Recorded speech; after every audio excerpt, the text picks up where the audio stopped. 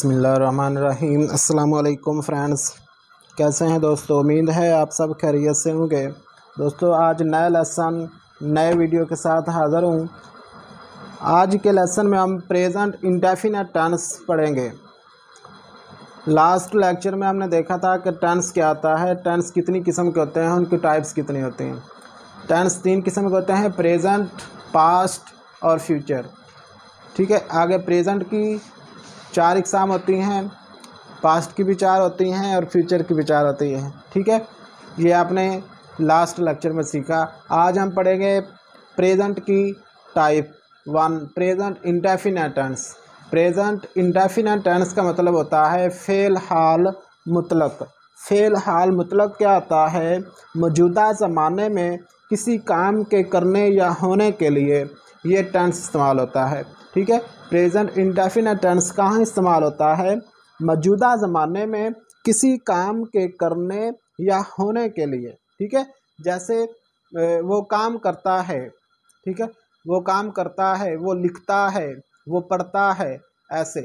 तो इसकी पहचान जो होती है उर्दू में, वो उर्दू फ़िक़रात के आखिर में ता है, ती है, ते हूँ वगैरह आता है। ठीक है, जैसे मैं कहता हूँ कि वो काम करता है, ठीक है, वो स्कूल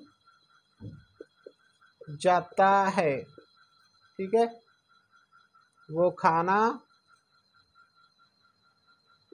खाना खाता है,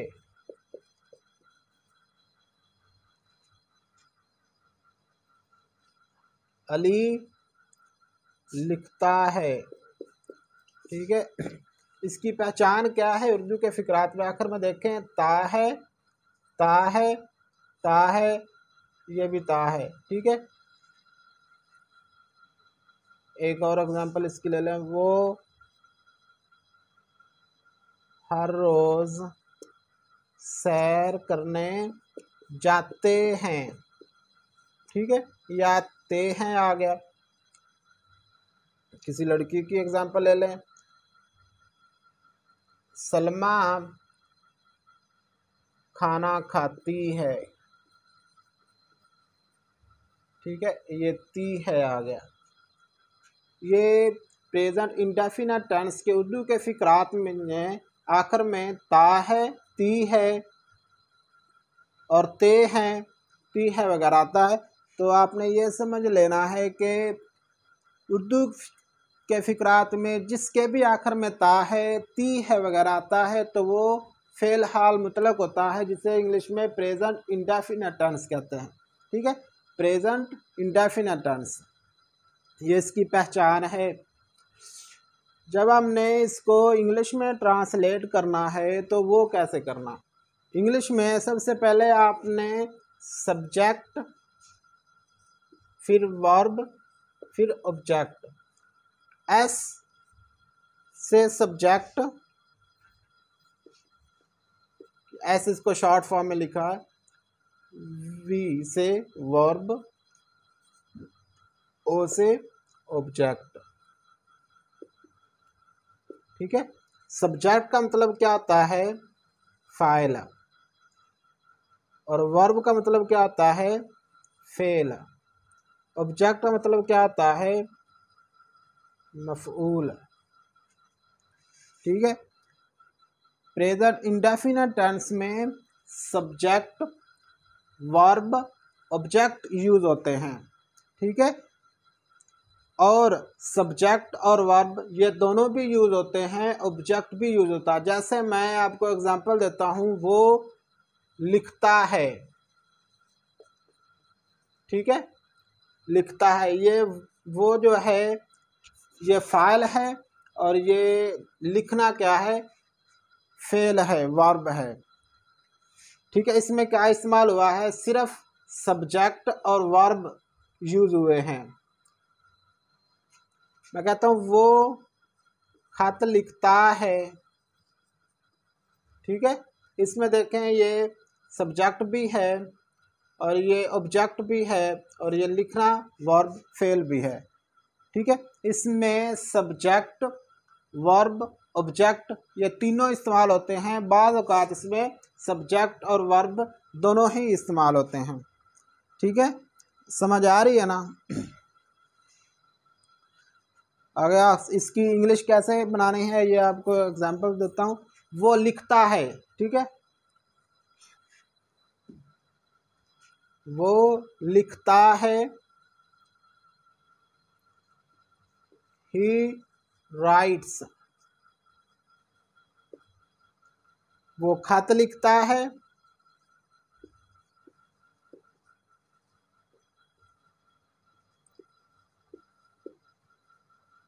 letter, he writes a letter.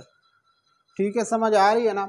इसमें देखें ये ही है, ही शी इट ये फाइल हैं, सब्जेक्ट हैं। ही शी इट या कोई वाहिद नाम हो तो उसके साथ आपने पहली फेल की पहली फॉर्म के साथ, वर्ब की पहली फॉर्म के साथ आपने एस या ई एस का इजाफा करना है। ठीक है, एस या ई एस का इजाफा करना। ही शी इट या कोई वाहिद नाम हो तो उसके साथ आपने एस या ई एस का इजाफा करना है। ठीक है, इसमें देखें ही है, ही राइट्स, इसमें WRITES राइट्स, राइट्स का मतलब होता है लिखना। ठीक है, ही राइट्स ए लेटर, वो खत लिखता है। ही राइट्स वो लिखता है। मैं कहता हूँ वो स्कूल जाते हैं। एक एग्जांपल ये है, वो स्कूल जाते हैं। इसमें देखें जमा है, वो स्कूल जाते हैं। जमा वाले फिक्रात के साथ आपने वर्ब की पहली फॉर्म के साथ एस या ई एस का इजाफा नहीं करना। दे वी यू जमा वाले फिक्रात हूँ तो उसके साथ आपने फेल की पहली फॉर्म के साथ एस या ई एस का इजाफा नहीं करना। ठीक है, वो स्कूल जाते हैं, दे गो टू स्कूल। ठीक है, समझ आ रही है ना। इसमें देखें ये गो है, इसके साथ आपने एस सी आई एस का इजाफा नहीं किया क्योंकि ये दे है, जमा वाले हैं। जमा वाले फिक्रात के साथ आपने एस सी आई एस का इजाफा नहीं करना, ये याद रखना। अगर आप जमा वाले फिक्रात के साथ एस सी आई एस का इजाफा करेंगे तो आपका सेंटेंस गलत सवर किया जाएगा, गलत हो जाएगा। और इसमें कोई भी हेल्पिंग वर्ब इस्तेमाल नहीं होता। प्रेजेंट इंडेफिनिट टेंस में हेल्पिंग वर्ब इस्तेमाल नहीं होता, सिर्फ सब्जेक्ट फिर वर्ब फिर ऑब्जेक्ट इस्तेमाल होते हैं। बाद औकात सब्जेक्ट प्लस वर्ब ये दोनों इस्तेमाल होते हैं, कभी कभी ऑब्जेक्ट नहीं भी आता। जैसे ये है ही राइट्स, वो लिखता है। मैं पढ़ता हूँ, आई रीड। ठीक है, ही शी इट या कोई वाहिद नाम हो तो उसके साथ आपने ई एस या एस का इजाफा करना है। दे वी यू या जमा वाले फिक्रात हूँ और आई ये भी, इसके साथ आपने एस या एस का इजाफा नहीं करना। ठीक है, ही शी इट या कोई वाहिद नाम हो तो उसके साथ आपने फेल की पहली फॉर्म के साथ एस या ई एस का इजाफा करना है। ठीक है, दे वी यू और आई या जमा वाले फिक्रात हूँ तो उसमें आपने फेल की पहली फॉर्म के साथ एस या एस का इजाफा नहीं करना। ठीक है, ये है आपके सिंपल फिक्रात। अब आते हैं मनफी फिक्रात की तरफ। मनफी फिक्रात क्या होते हैं? प्रेजेंट इंडेफिनिट टेंस में मनफी फिक्रात ऐसे होते हैं जिसमें नहीं लिखा हो, मतलब वो स्कूल नहीं जाता, वो खत नहीं लिखता, जिसमें नहीं आ जाए, ना आ जाए, वो आपके होते हैं नेगेटिव सेंटेंसेस। ठीक है, मनफी फिक्रात। मनफी फिक्रात को आप इंग्लिश में प्रेजेंट इंडेफिनिट टेंस के मनफी फिक्रात इंग्लिश कैसे करते हैं ये आपको मैं बताता हूँ। मैं उर्दू में एक फिक्रा लिखता हूँ, वो स्कूल नहीं जाता है। ठीक है, वो खाना नहीं खाती।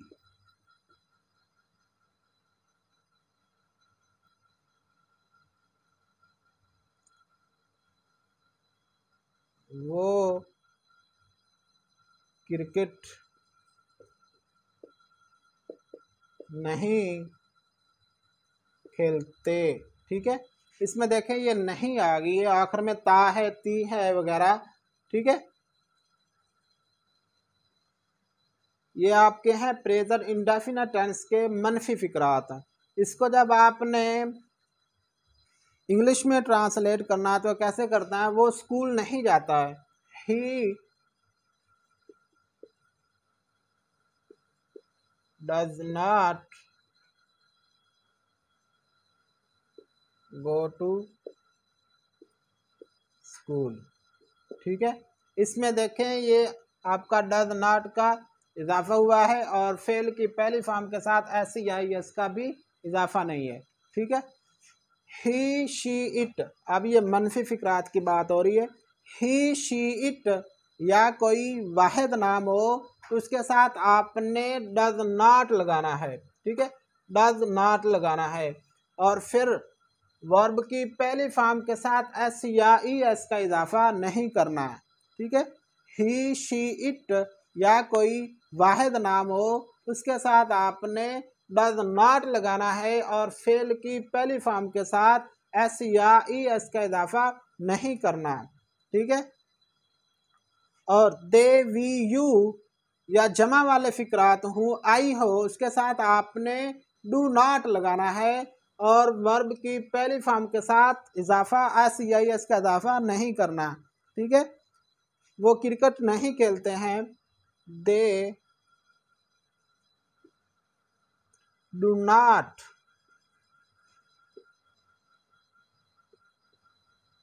Play cricket. ठीक है, इसमें देखें दे है और ये आपने डू नॉट लगा दिया, इसके साथ आपने ऐसे इसका इजाफा नहीं करना। दे वी यू या जमा वाले फिक्रात हूँ तो उसके साथ आपने डू नॉट लगाना है और वर्ब की पहली फॉर्म के साथ S या ES का इजाफा नहीं करना। ठीक है, ये ही शी इट या कोई वाहिद नाम हो उसके साथ आपने डज नॉट लगाना है और वर्ब की पहली फॉर्म के साथ S या ES का इजाफा नहीं करना। ठीक है, दे वी यू जमा वाले फिक्रात और आई के साथ आपने डू नॉट लगाना है और वर्ब की पहली फॉर्म के साथ S या ES का इजाफा नहीं करना। ठीक है, जैसे वो खाना नहीं खाती है, she does not eat food. ठीक है, इसमें देखें डज नॉट आएगा, शी है, ये मैंने आपको बताया। ही शी इट या कोई वाहिद नाम हो तो उसके साथ आपने डज नॉट लगाना है और पहली फॉर्म के साथ आपने S या ES का इजाफा नहीं करना। ठीक है, अब नेगेटिव सेंटेंसेस का मनफी फिक्रात का आपको पता चल गया होगा कि प्रेजेंट इंडेफिनिट टेंस में मनफी फिक्रात आ जाए तो आप इसको इंग्लिश में कैसे ट्रांसलेट करते हैं। ठीक है, इसमें ही शी इट या कोई वाहिद नाम हो तो उसके साथ आपने S या ES का वर्ब डज नॉट लगाना है और आपने वर्ब की पहली फॉर्म के साथ S या ES का इजाफा नहीं करना। देवी यू जमा वाले फिक्रात हूँ उसके साथ आपने डू नॉट लगाना है और पहली फॉर्म के साथ S या ES का इजाफा नहीं करना। ठीक है, ये आपके मनफी फिक्रात हैं। अब आते हैं इंटेरोगेटिव सेंटेंसेस की तरफ। सवालिया फिक्रात कैसे होते हैं, प्रेजेंट इंडेफिनिट टेंस को सवालिया फिक्रात में कैसे चेंज करते हैं और उसमें इंग्लिश में कैसे ट्रांसलेट करते हैं। ठीक है, अब इंटेरोगेटिव सेंटेंसेस की तरफ। इंटेरोगेटिव सेंटेंसेस क्या होते हैं, इंटेरोगेटिव सेंटेंसेस ऐसे होते हैं जिसमें सवाल किया गया हो, मतलब क्या वो स्कूल जाता है।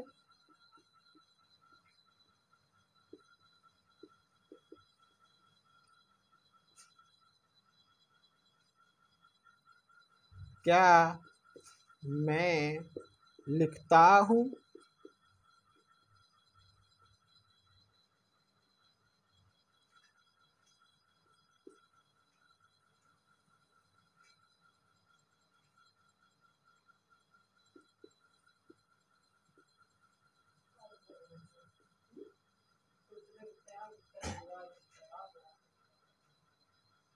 क्या वो क्रिकेट खेलते हैं? ठीक है, ये आपका इंटरोगेटिव सेंटेंसेस हैं, मतलब इसमें सवाल किया गया है। क्या वो स्कूल जाता है? क्या मैं लिखता हूँ? क्या वो खेलते हैं? ठीक है, क्या वो खाना खाती है?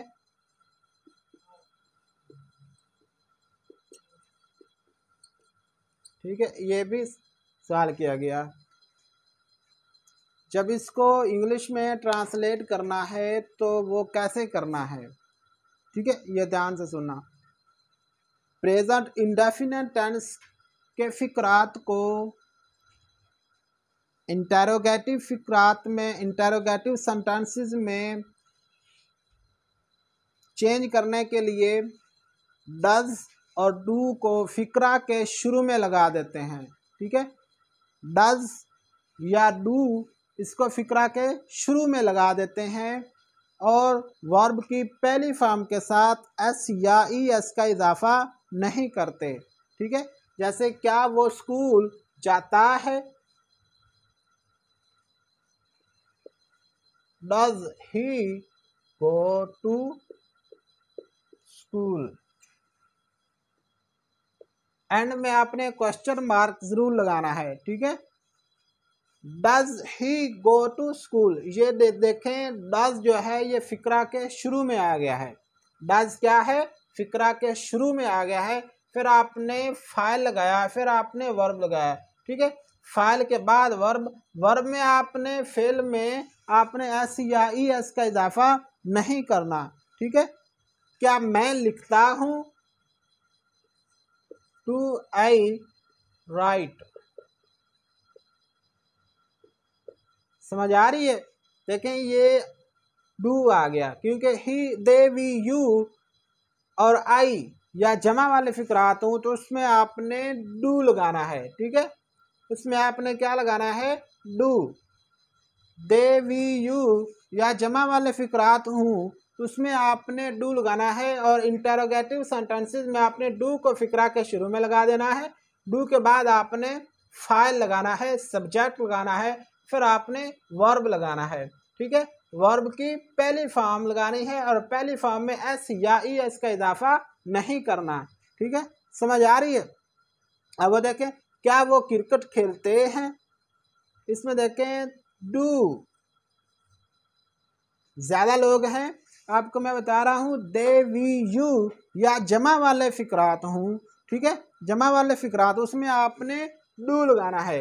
डू दे प्ले क्रिकेट, और आखिर में क्वेश्चन मार्क। ठीक है, समझ आ रही है ना? आगे, क्या वो खाना खाती है? इसमें वो है शी लगा देना। डज शी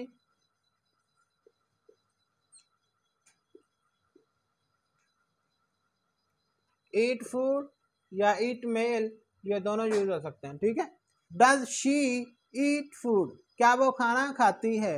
मैंने आपको बताया ही, शी, इट या कोई वाहिद नाम हो तो उसके साथ आपने डज लगाना है। ठीक है, और वर्ब की पहली फॉर्म के साथ एस या ई एस का इजाफा नहीं करना। ठीक है, समझ आ रही है ना? ये है आपके interrogative sentences, present indefinite tense के सवालिया फिक्रात। प्रेजेंट इंडेफिनिट टेंस के सवालिया फिक्रात में आपने डज या डू को फिक्रा के शुरू में लगा देना है और आखिर में सवालिया निशान ज़रूर लगाना है। ठीक है, he, she, it, he, she, it या कोई वाहिद नाम हो उसके साथ आपने डज लगाना है। ठीक है, ही, शी, इट या कोई वाहिद नाम हो तो उसके साथ आपने डज लगाना है। दे, वी, यू जमा वाले फिक्रात हूँ उसके साथ आपने डू लगाना है, ठीक है, और आई के साथ भी आपने डू लगाना है, ठीक है। ये हैं आपके इंटरोगेटिव सेंटेंसेस, ठीक है, प्रेजेंट इंडेफिनिट टेंस के इंटरोगेटिव सेंटेंसेस। बाद औक़ात ऐसे भी फिक्रात आ जाते हैं जिसमें नेगेटिव भी होता है और इंटरोगेटिव भी होता है, दोनों होते हैं, जिसमें नहीं भी होती है और सवाल भी होता है, ठीक है। क्या वो स्कूल नहीं जाता है, ठीक है, ऐसे फिक्रात, ठीक है। इंटरोगेटिव और नेगेटिव अगर दोनों हों एक ही फिक्रे में तो उसको इंग्लिश में कैसे ट्रांसलेट करना है ये मैं आपको बताऊंगा। जैसे मैं, क्या मैं नहीं लिखता हूं,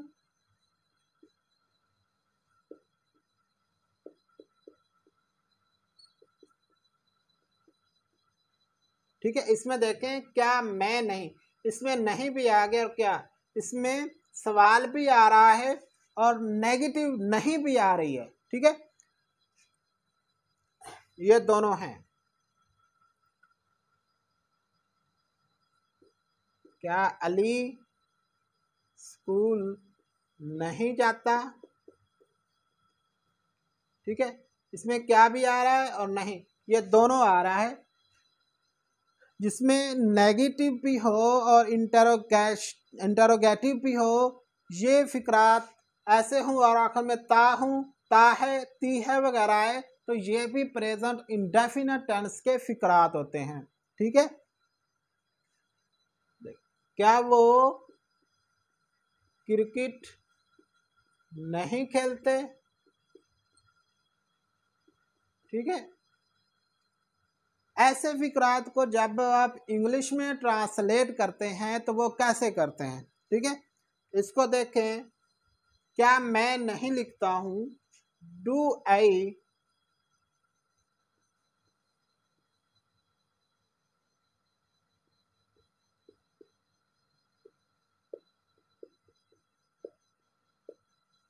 ठीक है। ये देखें डू और नॉट, आपको ये मैंने आपको पहले भी बताया, ही शी इट या कोई वाहिद नाम हो तो उसके साथ आपने डज लगाना है, ठीक है।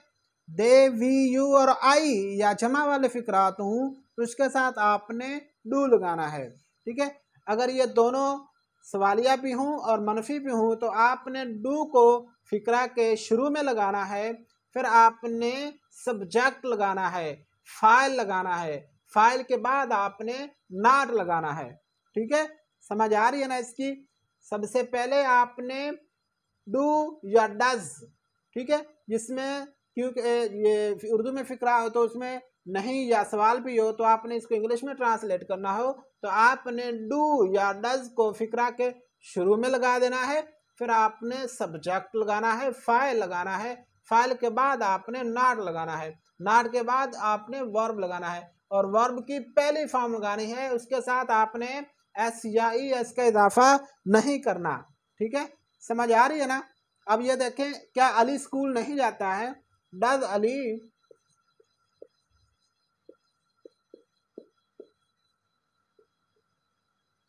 गो टू स्कूल, ठीक है। इसमें देखें डज आ गया है, आपको मैंने बताया ही शी इट या कोई वाहिद नाम हो, ठीक है, ही शी इट या कोई वाहिद नाम हो तो उसके साथ आपने डज लगाना है, ठीक है। डज फिक्रा के शुरू में आ जाता है, फिर आपने फाइल लगाया, उसके बाद आपने नॉट लगाया, फिर आपने वर्ब लगाया, ठीक है, फिर आपने ऑब्जेक्ट लगा दिया और वर्ब की पहली फॉर्म के साथ आपने एस या ई एस का इजाफा नहीं करना, ठीक है ना। देखें ये क्या वो क्रिकेट नहीं खेलते हैं, आपने डू को फिक्रा के शुरू में लगा दिया, फिर आपने ये सब्जेक्ट लगा दिया, फाइल लगा दिया, फिर उसके बाद आपने नॉट लगाया, फिर आपने वर्ब लगाया, फिर आपने ऑब्जेक्ट लगाया, ठीक है। ऐसे ये फिक्रात होते हैं जिसको आपने इंग्लिश में ट्रांसलेट करना हो, ये प्रेजेंट इंडेफिनिट टेंस के फिक्रात होते हैं, ठीक है। पहले मैंने आपको सिंपल फिक्रात बताया, फिर आपको मनफी फिक्रात बताया, फिर आपको इंटरोगेटिव फिक्रात बताया, सवालिया फिक्रात, अब मैं आपको ये बता रहा हूँ कि इंटरोगेटिव भी हूँ और मनफी भी हूँ, दोनों हूँ। तो आपने इसको इंग्लिश में कैसे ट्रांसलेट करना है, ठीक है, ये मैं आपको बता रहा हूँ। डू को फिक्रा के शुरू में लगा देते हैं और फाइल के बाद आपने नॉट लगाना है, ठीक है, और आखिर में आपने सवालिया निशान लगाना है। और वर्ब फेल उसकी पहली फॉर्म लगानी है और उसके साथ आपने एस या ई एस का इजाफा नहीं करना, ठीक है, समझ आ रही है ना। ये है आपका प्रेजेंट इंडेफिनेट टेंस, फेल हाल मुतलक।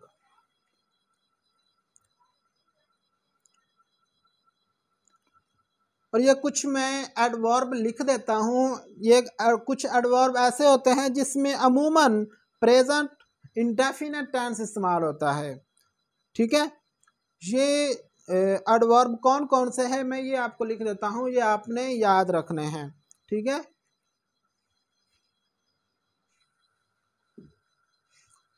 कुछ एडवर्ब ऐसे होते हैं जिसमें अमूमन ही प्रेजेंट इंडेफिनेट टेंस इस्तेमाल होता है। ये एडवर्ब कौन कौन से हैं? Often, never, always,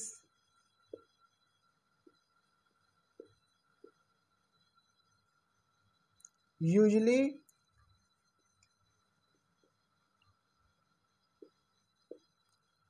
generally,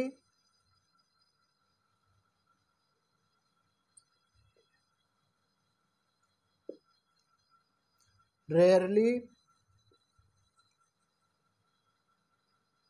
daily और एवरी,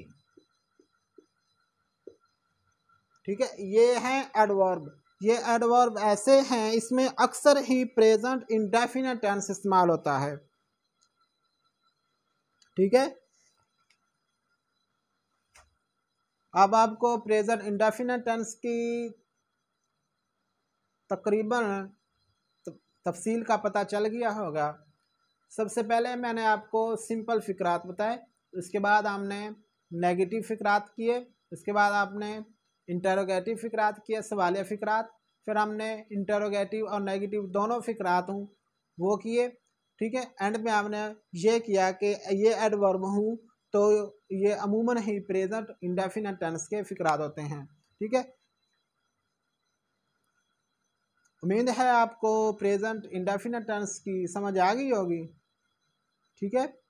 तो दोस्तों आज का लेसन यहाँ पे कंप्लीट करते हैं।